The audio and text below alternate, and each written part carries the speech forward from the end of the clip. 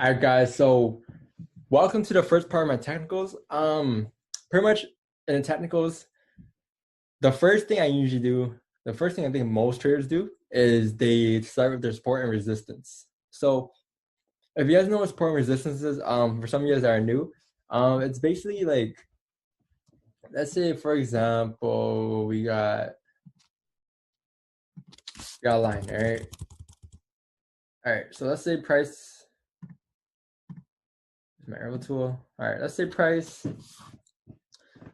starts here, it goes up, all right, comes back down, comes up, comes back down, comes up, comes back down, but this time it came back down and break it, and then it retested that, and then let's say it does something like this, comes back down and retest, comes back down, retest, and then it continues to go down, and it comes like this, and it comes like this. All right. So looking at this, you got 1, 2, 5 levels. And if you guys don't see 5 levels, I'll show you guys it right now. Pretty much 5 levels would be, in this case,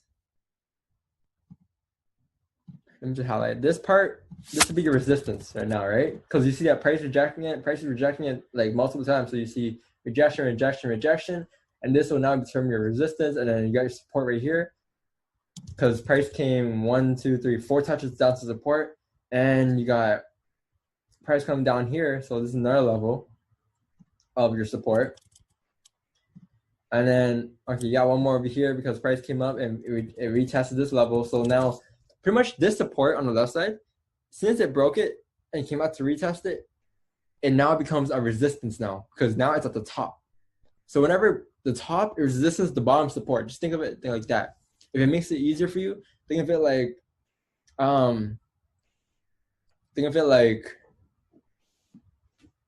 so support would be like, definition of support would be like holding something up. Like it needs to hold it up. And that's how I remember like my support resistance. My support would be like, oh yeah, it needs to hold this zone. So that becomes support. Like you're cradling it, you're holding it. And resistance is just like the top.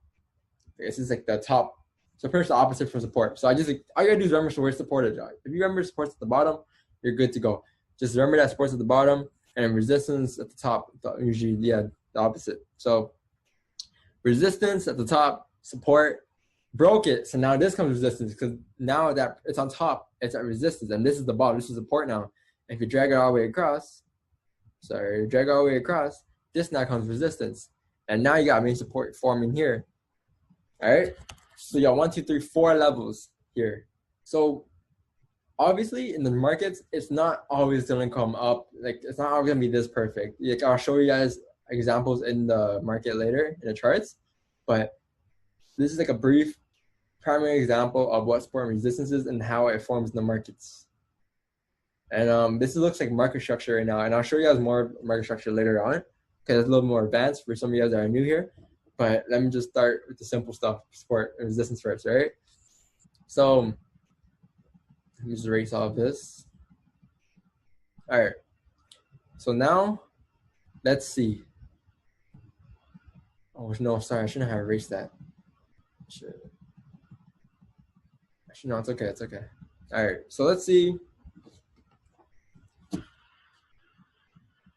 right. So we have their charts. All right, let me use this tool. So when I draw my support and resistance, I pretty much just draw using my horizontal line with a horizontal line tool. And you can use a horizontal line tool or you can use a horizontal ray. It's the same thing. Whatever tool that just helps you determine where support resistance is fine. But this is my favorite tool. So I use this red line. So here, prime example. The reason this is the daily candle, right? So I always start from like the monthly, the weekly, or daily. And in this case, I'm just starting from the daily just because this is like probably the easiest example I can find. But I'll do more examples later. But pretty much how I drew this line was I seen that price has some issues breaking the zone over here. Because although price did break it, it sure broke it by like 400 pips, right? This is 400 pips from here to here. It broke by 400 pips, but what matters is the way they close, the way the candles close. So since the candle closed like right here, this will now be your resistance because price failed to break above here. And as you look to the right side, keep coming down. Okay, price rejected off this zone. You can see sold off, sold off, sold off, sold off, sold off, sold off, bought, sold off, bought. All right there. This will be now your support. And remember how I mentioned earlier your top resistance, bottom support? So let's say this is resistance. All right, and this is resistance. Sorry, resistance. It broke it. All right, price broke it over here. It came back down. It broke it right here again. Comes resistance, and now it comes support. Since it broke it right here, it now becomes support. On a smaller time frame, it's gonna be more clear. But this is just like the daily time frame right now, so I'm just turning off the daily. But I'll show you guys what I usually do. So I use that from the daily. I look for resistance right here. And so now that I know that this is my support, I know that this area is a very strong. This red line, it had a lot of touches. So it had touches here, 1, 2, 3, 4, 5, 6, 7, 8 candles rejecting and bouncing off of this line, right? So now if we go on a 4-hour, you will see that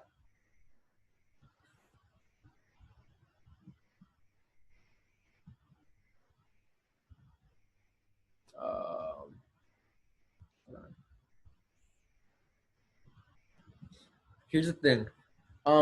Whenever you're on like a higher time frame, the higher your time frame is, the less volume and noise you'll see in the market. So let's say you go on a 30-minute.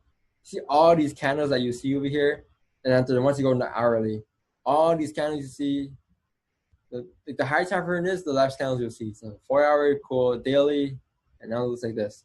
So pretty much this support resistance was from the daily time frame, and obviously on the daily time frames, these wicks that you see, if you were to see the same wick on a minute time frame, this probably be like 10 pips. But since you see it like on like a higher time frame, this is 400 pips. So the higher time frame it goes, the more these wicks are worth. So this is why I'll start from the higher time frame first, so I can see my determined direction for the week. All right. So I know that this is my support for the week, and then now that that's my support, I have my resistance right here. All right. So pretty much how I determined this resistance was these two candles right here. This candle closed above it, and below it, and this candle closed below it as well. After once it finally broke through, which it did like today, we should next week get a retest on it, and that retest is pretty much is gonna become the support now. This is now the support. It's gonna respect this, retest this, and after from here, we should fly back up all the way up to here. And this is a daily standpoint. So pretty much what I would have done before this, let's say I go back in time. Let's say I go back to like here. What I would have done was I would have marked up my support, which is this. This is my support. I would have marked this up, and this is my resistance. So now that I marked this up, I know that price, if price breaks this zone, it should take it back up to this zone because that's the next zone. So let's play it. Let's see. All right. So pretty much what happened here was price came down, came back up, retested this, and there finally touched this area of the zone. So since this area is now cleared, I will now know that my zones are cleared and my trade is pretty much TP right here. And pretty much like I'll buy here, down here at my support, and I'll have a TP right here. So now that I took profit on it, and you see this big candle coming up, I wouldn't enter the market just yet. I'll wait for price to come back down to retest the support zone. And once it retests the support zone, I will now look for buy opportunities on the smaller time frames. But keep in mind, this is the daily time frame, and I'm showing you more examples on the 4-hour time frame. So that's the daily. And now you have the 4-hour time frame. So on the 4-hour time frame, we see that we got some resistance right there. I'll explain why in a minute. And then now we have some support right there. All right. Yeah, on a 4-hour right here. So pretty much, you see all these wicks right here? These wicks are called exhaustion candles. So exhaustion candles is when see how price is buying over here? We got a huge gap up. Whenever you see exhaustion candles, all it means is that price is tired. It's like running a marathon, running a race. Price can't just keep going up, up, up, up, up, up. It has to take a little break, it has to slow down. So when you're running, you're jogging, you're sprinting. Let's say you're doing a 400-kilometer run race. you're not sprinting the whole 400 meters. You're probably running the first 200 meters, then you're going to jog a little bit for the low 100 meters, get some rest, get some energy. And after the last 100 meters, you dash again. And that's what Price did here. So pretty much what it did was it came up, it sprinted, it took a little jog right here. This is your jog, and it dashed right back up. It took a little break again and dashed right back up. So once you realize that the market doesn't just move in one big candle, like it's rare. It's very rare that the market will move in one big candle. Like you see this? This move is very rare. Like usually what happens on daily is it'll come up, resistance, like jog a little bit, and sprint back up. But in this case, it just sprint all the way back up. But I guess we got some Usain Bolt over here. But yeah, so that's what exhaustion candles are. It's just showing like pretty much think of it as like it's showing signs of tiredness, like someone that's tired in a race. You know, think of it like that. So exhaustion candles allow wicks to buy, and as you can see, price came back down to sell off. So this is your resistance just because price came back to sell off after. Actually, no, sorry. This will be.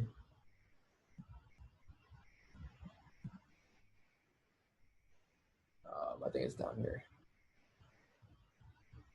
No, it's down here. Yeah, sorry. It'll be down here. Sorry, not there. But yeah, price came to sell off. It came to this resistance because, as you can see, always look to your left side. When you're looking at the markets, always look to the left side. Whatever happens to the left side will usually happen in the future. So on the left side, we have a rejection right here. We got rejection right here, and then we have some rejections right here. So the moment price broke this rejection, this candle right here, it flew off. Once it flies off, we got some exhaustion candles over here. After price sold off, came back down to retest that. This resistance over here now comes support over here, and then it bounced off the support, and price comes back up to the top of resistance, and it rejected once again, and after it finally broke it over here. So today, the last 4 hour candle, it broke it. So now that this comes support, what we're looking for right now, you guys probably know the answer to, is price to retest. So once this retest happens, we will enter your buy entries right here at 1582. 1582, buy up to whatever the next resistance is. I'm not sure. I think it's right here. Sorry. It'll be right here. Right there. 1593.37. Right there. So pretty much you buy here, and you'll catch about a nice 100 pip move. And keep in mind, this is not the only confirmation I use. I have a lot of confirmations. So just don't think that support resistance will make you a successful trader, because it's not. It'll probably benefit you by a lot. And probably the first things you gotta know, and the first things you gotta do in the markets and the charts every day, but it won't be the only thing that will, like, you can't just determine your buy and sell off support resistance, all right? And yeah, there's support and resistance. So there's support and resistance. So now I'm gonna show you guys one more example of it on a smart time frame. It's going on 1 hour. See what happens here. So it's only 15 minutes actually. Probably show a lot more detail in the charts. All right. So you can see that we have your resistance right here. Right? I'll explain why in a minute. And then we have our support right here. All right. So pretty much price, this is rejection off the resistance. It broke it, and then it came back down and retested, which came support. After now, this is resistance right here. Lower range is going up and down, right? So whenever you see a break of a range, in this case, it would be this over here, and then no. Let's just focus on this. That was too much. There was too much going on there. Let's focus on this. Pretty much like, see the little range is going up right here. Top range, you got bottom range. This will be your supply and demand zone, or your resistance and support. And I'll explain why in the next video, why support and supply and demand zone and support resistance is the same thing. But it's like pretty much here. I'll draw it. You got this range, right? Top range, and then you got the bottom range. Usually ranges is like the worst thing that can happen in the market. Not the worst thing, but you never touch the charts when it's ranging. Like if it's ranging like this, up and down, sure, you can probably sell down here, buy up here, sell down here, buy down there, but it's a little risky. There's not enough movement. So what you'll wait for as a trader like me is you would wait for a break. In this case, we had a break right here. The moment, all right, let's focus on this. The moment price right here, price broke this candlestick, broke it, and you see how this candlestick closed above this resistance area. When a candle closes above, that usually determine like, oh, it's probably done ranging, it probably broke out. So pretty much what happened in the next candle is it came back down to retest. So if I go on a smaller time frame and I highlighted it with gray, you'll see that retest right there. Price came back up and price came back down to retest it. Right? On a smaller time frame, it retested it after it took us back up. Right? So let's go back in a 15-minute and you'll see that same thing just on a less detailed candle. So the little wick right here is meant to retest and it took us back up. And then came back down and continued to go up. So pretty much this resistance right here, and now it's going to support over here. Support, see all the way across support. Price came back up, price came back down, just comes support after it continued to go up from here. All right. So that's another thing. You gotta keep in mind for it. But yeah, this is all it is for support resistance. It's very simple. The more practice you have with this, the more better you'll get with it. At first, it might be confusing. You might ask me, Don, how do you know where support resistance is? How do you know which one is support resistance? Well, look at it this way. There's no point of looking for support resistance down here when price is right here. All right, let's say this is a bigger time frame. It works the same thing for every time frame. Focus on the area that price is right now. So if I was right here, I would draw my resistance right there. So let's say you just had this. If I was looking at this, what do you see here? You see a range, up and down, up and down, up and down, right? So within this range, you'll either wait for something that happens like this. You'll wait for a break. After you wait for a retest, and you wait for a continued uptrend. Or you could either wait for a sell, wait for a retest, and continue another sell off, right? These two situations could happen. These two situations, one or two. All right. So thinking about this, you'll wait for a candle to close either above it or below it. All right. So in this case, what happened with gold is, let's play it. Price is she bouncing off, and right here, right there. The moment you have this, let's go back. Sorry, let's go back to the moment you have this break.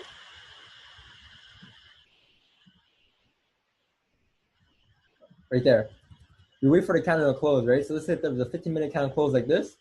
And now what you want to do, you go on a smaller time frame. And pretty much what you would draw is another support resistance on a smaller time frame. Let's say, let's break it down to here. You'll go here and you'll draw a mini resistance right there. Because you got to see resistance right here, rejection right there, rejection right there, rejection right there, right? So let's just play it now. Pretty much I'll answer, now you answer, you look for buy opportunities right here because you gotta break down a chart. See, this is why I always do a top-down analysis. And this is what I mean. It works on every time frame. You can start from a daily to 4 hour, or you can start from 15 minutes to 5 minutes. Every time frame it should work. All right, now I'll have buy limits right here with a stop loss below right here. And I'll wrap this up. Should not have a stop loss below right here, sorry. 5-tick stop loss. Or let's say I just want a TP, a safe TP right here. All right, because this is the top of the resistance. Right there. So let's play it now.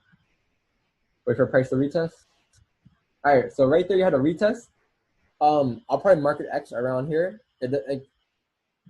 Usually, you could have a buy limit, and or you can just market execute it. I like to market execute it just because buy limit sometimes it doesn't really touch your buy limit, and you might miss it by 1 pip, and then it'll go the other way like you expected. But you're like, damn, I didn't catch the move because I wanted to be too precise with my buy limit. So that's why I just market exit. I probably would have answered like around like up here somewhere. I guess like right here. Once I saw the retest right there, and then right up, and then TP got smashed right here. So you would have caught a nice 10 pips over here. So that's usually the case with that. And same thing goes on now. Now on a bigger time frame. Now since you had that retest over there to your buy entry, I probably would have TP'd right here, to be honest with you. Go back on a 15, sorry. If you look to the left side, you would see that there's some resistance right here. So you draw a line across from here, like this, And pretty much what you'll wait for now, I mean, yeah, this would be your TP actually. So if you enter down here of this, your TP will be right there at that resistance because you see a lot of candles rejection this zone, and your TP right there. As you can see, do you see how this candle right here came up and came right back down? That would be a perfect TP because once you touch this, it came right back down. So your TP already got smashed right there. And once your TP gets smashed over there, what you'll wait for next is the same thing. You wait for another break and retest of the support and resistance. So in this case, this would be now your resistance. And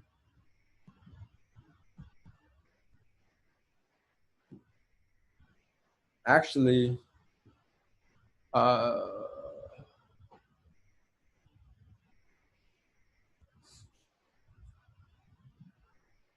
right, so here's the thing that happened here.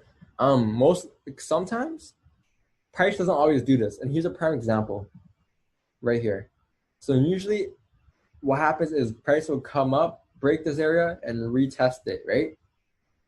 So keep in mind, once it broke this is the next level up. Once it gets here, it breaks it, this will be your bottom area right here, right? So what happened here was that price did not respect this area. So pretty much what happened here was instead of coming back up like this from up here, it just shot back down. It shot back down to previous resistance. And once it shoots back down to previous resistance, you could have another entry right here. This would be your next entry, I guess. All right. You can have another entry right down here because this was your previous resistance that broke. Let's say you enter right here. Let's say you go long from right here. You go long and your TP will probably be right here. Right, same TP. Because you never know. Because if you look to the left side, what is your strong resistance support? Like, what do you know that could touch TP? Like, for sure. Like, this is why I tell you, if you watch the earlier videos, I explain fairy tale moves. In this case, a fairy tale move on this time frame would be like back like up here. Like, there's nothing on the left side showing you that price is going to come back there, right? So if you want to be safe, put your TP right here.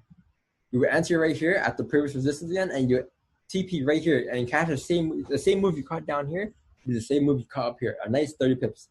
And then, yeah, pretty much you cash these 30 pips and take profit. And then after that, you can wait for another break here. And you'll see that you want to look to see if price will pretty much respect this area. Because since it didn't respect it here, most of the times it won't respect it again. But in this case, price came up, retested right there. You said a little retest right there, came up to retest, and you would have entered again right here, off for another buy. After another buy to this zone. And why did I say this zone? Because this would be a nice TP. Like I said, secure profits and don't rush, don't have fairy tale movements. Just have a safe TP. Since you know for sure that this is a resistance, have your TP right there if you entered right here. So let's say you wait for a retest down here. Let's say you go long, the TP be right there, right? We're catching another 30 pips. So now that's 10 pips plus 30 pips right here and plus another 30 pips. So that's about 70 pips. You just caught 70 pips, right? And you didn't have to go for the fairy tale moves. It's the same thing if you went from here to all the way up here. You would have caught 87 pips. So what? You lost out on 10 pips, but at least you secured profits while you did it, right? And that's the thing with greed. And remember how I explained in the last video? I was like, it has a lot to do with your technicals as well. You remember how I told you that I wasn't really closing trades. I was letting it run. I wasn't checking my technicals. Here's the thing: I would have probably bought here and just put my TP up here, and I wouldn't have looked at anything. I would have been I would have just looked at my numbers, my numbers chart. Like, you know how the dashboard part of it, the trading view. Then look at where prices. I'll usually just look at that, and I wouldn't go back to the charts and see my strong support resistance. Like what can be respected, what can't be respected, and that was the trouble with me not taking profits and being greedy because I wasn't checking for my resistance. I went to check for my mini supports, right? So that's a good prime example of where you can catch 70 pips, or you can catch it the long way but not secure any profits, right?